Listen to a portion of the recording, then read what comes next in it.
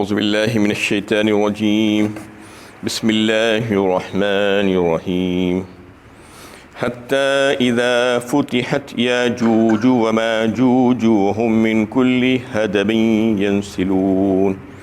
یہاں تک کہ جب یاجوج ماجوج کھول دیے جائیں گے اور وہ ہر بلندی سے دوڑتے ہوئے نکل پڑیں گے۔ یہ سورہ انبیاء کی 96ویں آیت ہے، 96 نمبر کی آیت ہے۔ اس میں یاجوج اور ماجوج کا تذکرہ اللہ تعالیٰ فرما رہے ہیں۔ یہ قرب قیامت کی نشانیوں میں سے ایک نشانی یہ بھی ہے۔ اللہ کے نبی صلی اللہ علیہ وسلم نے قیامت کی جو نشانیاں بتائی تھی قرب قیامت کی، اس میں کچھ پہلے دور کی نشانیاں تھیں اور کچھ آخری دور کی نشانیاں تھیں۔ پہلے دور کی جو نشانیاں بیان فرمائی تھی آپ نے، جس کے تعلق سے پیشین گوئی فرمائی تھی، وہ تقریباً ظاہر ہو چکی ہیں، اور جو آخری دور کی، بالکل آخری دور کی قرب قیامت کی جو نشانیوں کی نشاندہی آپ نے فرمائی تھی، پیشین گوئی، وہ آنی باقی ہے۔ وہ تقریباً 10 نشانیوں کا آپ صلی اللہ علیہ وسلم نے تذکرہ فرمایا تھا۔ اس میں ایک تو یہ تھی کہ سورج کا طلوع ہونا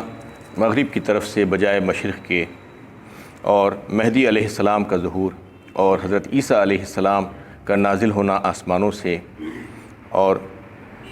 دابۃ الارض کا زمین سے نکلنا، جو کوہ صفا سے دابۃ الارض نکلے گا زمین کے اندر سے قیامت کے قریب، اور یاجوج ماجوج ایک ہے اس میں کہ یاجوج ماجوج کا خروج، اور دجال کا نکلنا، اور خاد آگ کا جو نکلنا، جو یمن کے علاقے سے جو ہے ایک آگ نکلے گی جو ہر ایک کو جو ہے بھگا بھگا کر لے کر جائے گی قیامت سے پہلے کی جو نشانیاں ہوں گی اس میں، اور جو ہے زمین دھس جانا، یہ 3 دفعہ واقع ہوگا، یہ زمین کا دھس جانا 3 وقت ہوگا۔ تو اس طریقے سے یہ 10 نشانیاں اللہ کے نبی صلی اللہ علیہ وسلم نے جو بالکل قرب قیامت کی نشانیاں تھیں اس کا اظہار فرمائے تھے، اور اس میں یاجوج ماجوج کا جو تذکرہ آ رہا ہے اس کے تعلق سے لوگوں میں یہ شکوک و شبہات پائے جاتے ہیں۔ تو یاجوج ماجوج نسل انسانی ہی میں سے ہے، وَجَعَلْنَا ذُرِّيَّتَهُ هُمُ الْبَاقِينَ، نوح علیہ السلام کی جو ذریت تھی جو کشتی میں بچ گئی تھی، اور ان کے ذریعے سے دنیا میں جو انسان پھیلے انہی میں سے ایک ہے، جو 3 اولاد نوح علیہ السلام کی تھی، حام، سام اور یافث، اور یافث کی اولاد میں سے یاجوج ماجوج ہے۔ یہ روایتوں میں اس بات کا تذکرہ ملتا ہے۔ تو یہ نسل انسانی میں سے ہے، کوئی دوسری قوم نہیں ہے، انسان سے ہٹ کر کوئی دوسری مخلوق نہیں ہے۔ اور اس کا جو تذکرہ جو حدیث میں آتا ہے اسے جو روایت کرتے ہیں حضرت سمان، نواز بن سمان رضی اللہ تعالیٰ عنہ اس حدیث کو روایت کرتے ہیں، یہ مسلم شریف میں یہ حدیث درج ہے۔ تو اس کا نبی صلی اللہ علیہ وسلم نے فرمایا اس کے تعلق سے کہ یاجوج ماجوج جب نکلیں گے، عیسیٰ علیہ السلام کا ظہور ہو چکا ہوگا، اس کے بعد دجال رہے گا، دجال کو ختم کریں گے، اور پھر جو فتنہ جو ہوگا اس کو ختم کریں گے اور صلیب کو توڑیں گے۔ اس طریقے سے یاجوج ماجوج کو اللہ تعالیٰ نکالیں گے باہر، جو آج تک بند ہیں، جو صد ذوالقرنین جو بنائی گئی تھی، جو سورہ کہف میں جس کا تذکرہ آیا تھا کہ ذوالقرنین نے ایک دیوار بنائی تھی وہاں کے لوگوں کے لیے، جب انہوں نے ان سے درخواست کی تھی کہ یاجوج ماجوج ہمارے طرف آ کر فساد پھیلاتے ہیں، آپ ہمارے اور ان کے درمیان ایک دیوار بنا دیجئے۔ تو دیوار جو بنائی گئی تھی اس کے بعد سے ان کا فساد ختم ہو گیا ہے، لیکن اللہ تعالیٰ جس وقت چاہیں گے قرب قیامت کے وقت ان کو باہر نکال دیں گے۔ اور اس کے تعلق سے بھی جو حدیث آئی ہے جس کو حضرت ابو ہریرہ رضی اللہ تعالیٰ عنہ اس حدیث کو روایت کرتے ہیں، فرمایا رسول اللہ صلی اللہ علیہ وسلم نے کہ یاجوج ماجوج روزانہ جا کر وہ دیوار کو ختم کرنے کی کوشش کرتے ہیں، اور روزانہ یعنی اس کے پیچھے کام کرتے ہیں، اور ایسا ہوتا ہے کہ وہ بالکل قریب پہنچ جاتے ہیں اس کے آخری حصے کے، اور آر پار نظر آنے لگتا ہے، جب یعنی ادھر سے ادھر کی روشنی نظر آنے لگتی ہے تو وقت ختم ہو جاتا ہے، اور یہ کہہ کر چلے جاتے ہیں کہ کل ہم آئیں گے اور اس کو ختم کر لیں گے، لیکن وہ کل آنے کے بعد پھر اللہ تعالیٰ اس کو جیسے کا ویسا کر دیتے ہیں، جیسا پہلے تھا بالکل صحیح تو سالم ویسا ہی کر دیتے ہیں۔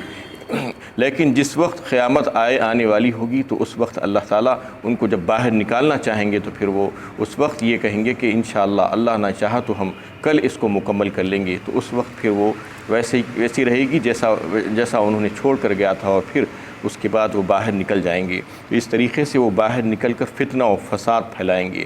اللہ تعالیٰ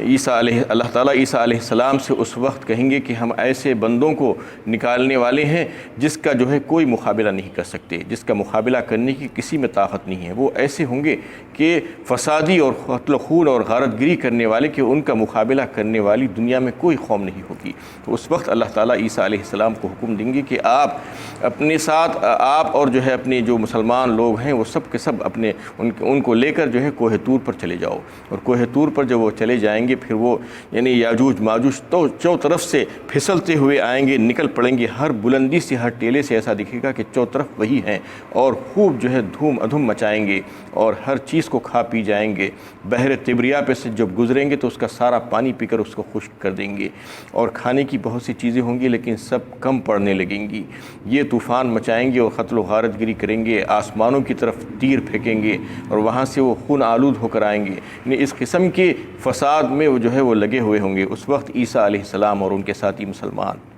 اللہ سے دعا کریں گے ان سے نجات کے لیے، تو اللہ تعالیٰ وہ ان میں ایک بیماری بھیجیں گے، ایک وبا بھیجیں گے، ان کی گدی میں ایک کیڑا آ جائے گا اور اس کی وجہ سے وہ پورے کے پورے ہلاک ہو جائیں گے۔ اور پھر عیسیٰ علیہ السلام اپنے ساتھیوں کے ساتھ کوہ طور سے نیچے اتریں گے، اور کوہ طور سے نیچے اتریں گے تو دیکھیں گے کہ ایک بالش بھی جگہ چھٹی ہوئی نہیں ہے، سب کے سب ان کی نعشوں سے بھری ہوئی ہے زمین، اور کہیں پر پیر قدم رکھنے بھی جگہ نہیں ہے۔ تو پھر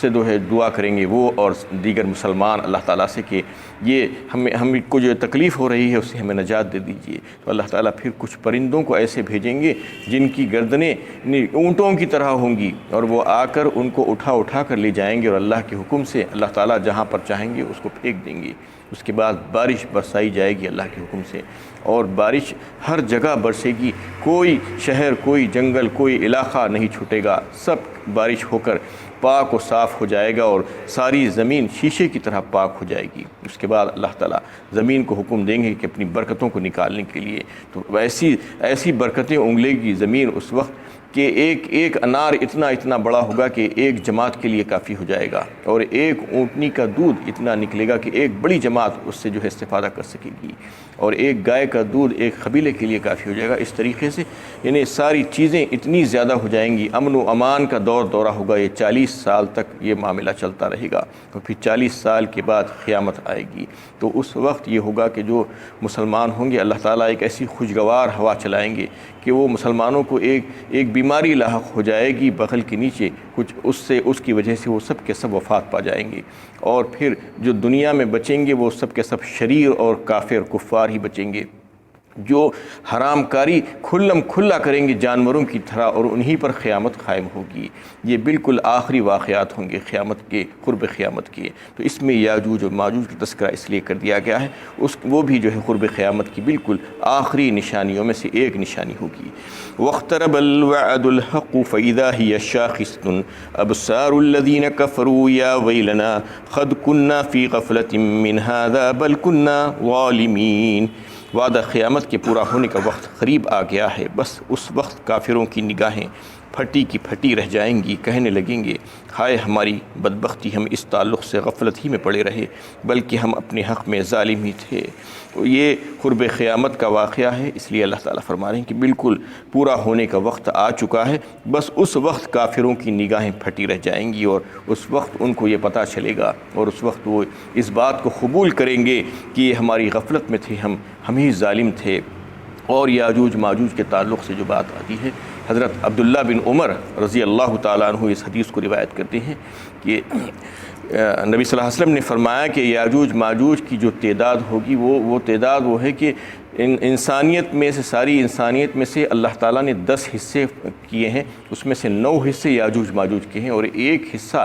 دیگر دنیا کے سارے انسانوں کا ہے، یعنی 90% وہی لوگ ہیں یاجوج ماجوج۔ وہ کہاں پر چھپے ہیں وہ اللہ کو معلوم ہے، کون سی جگہ ہے ان کے رہنے کی، اور وہ کیسے نکلیں گے اس کے تعلق سے آج اندازہ نہیں کیا جا سکتا، لیکن 9 حصے یاجوج ماجوج کے ہیں، یہ حدیثوں سے بات ثابت ہے۔ اور ایک حدیث میں حضرت سعید خضری رضی اللہ تعالیٰ تعالیٰ عنہ اس حدیث کو روایت کرتے ہیں، صحیح مسلم میں بھی یہ حدیث ہے، فرمایا نبی صلی اللہ علیہ وسلم نے کہ اللہ تعالیٰ نے آدم علیہ السلام سے کہا کہ تم اپنی ذریت میں سے، اپنی امت میں سے جہنمیوں کا حصہ نکال لو۔ تو حضرت آدم علیہ السلام نے پوچھا کہ یا اللہ یہ کون سا حصہ کہاں سے نکالوں میں؟ تو فرمایا گیا کہ 1000 میں سے 999 جہنمی ہوں گے تمہارے اور ایک جنتی ہوگا۔ تو اس طریقے سے بہت سی حدیثیں اس کے تعلق سے، یاجوج و ماجوج کے تعلق سے آئی ہے۔ انکم وما تعبدون من دون اللہ حسب جہنم انتم لہا واردون۔ اس وقت یعنی تم اور وہ بھی جن کی تم اللہ کے سوا عبادت کرتے تھے دوزخ کا ایندھن بنیں گے، یعنی جنہیں تم اللہ کے سوا مشکل و مصیبت میں پکارتے تھے تم سب جہنم میں داخل ہو کر رہو گے۔ اس میں کفار مکہ کو یہ بات بتائی جا رہی ہے کیونکہ وہ مورتی پوجا میں لگے ہوئے تھے، بتوں کی پوجا میں لگے ہوئے تھے۔ لات، منات اور عزا اور حبل یہ بت تھے ان کی جن کی یہ لوگ پوجا کیا کرتے تھے۔ ان کے تعلق سے ان کی بے حیثیتی کو بتایا جا رہا ہے اور شرک کی تردید کرتے ہوئے کہا جا رہا ہے کہ دیکھو تم جس کی عبادت کرتے ہو اللہ کو چھوڑ کر، یہ تو ایسے ہیں کہ تم اور تمہارے معبود سب کے سب جہنم کا ایندھن بننے والے ہیں اور جہنم میں جانے والے ہیں، کیونکہ یہ غیر عاقل ہیں۔ وما تعبدون کہا جن کی تم عبادت کرتے ہو وہ جو ہے جو تم نے اپنے ہاتھوں سے بنایا ہے، ان کو اور تم کو سب کو جہنم میں ڈالا جائے گا اور وہ جہنم کا ایندھن بن جائیں گے۔ یہ اس وجہ سے کہ وہ تو جو بت تھے ان کا تو کوئی قصور نہیں تھا، لیکن ان کو بھی جہنم میں ڈالنے اور آگ میں ڈالنے کی بات اس لیے کہی جا رہی ہے کہ ان کی بے بسی کا اظہار ہو وہ لوگوں کے سامنے کہ جن کی وہ عبادت کرتے تھے، اور ان کو اور مزید ذلیل و رسوا کیا جائے کہ دیکھو ان کو بھی ہم جہنم میں ڈال رہے ہیں، کیا وہ تمہاری کچھ مدد کر سکتے ہیں اب؟ اور یہ بات کہنے کے بعد ان کے پاس یہ شک و شبہ آیا اور یہ مذاق کرنے لگے کہ اچھا جب عیسیٰ علیہ السلام کا تذکرہ تو آپ بہت اچھی طریقے سے کرتے ہیں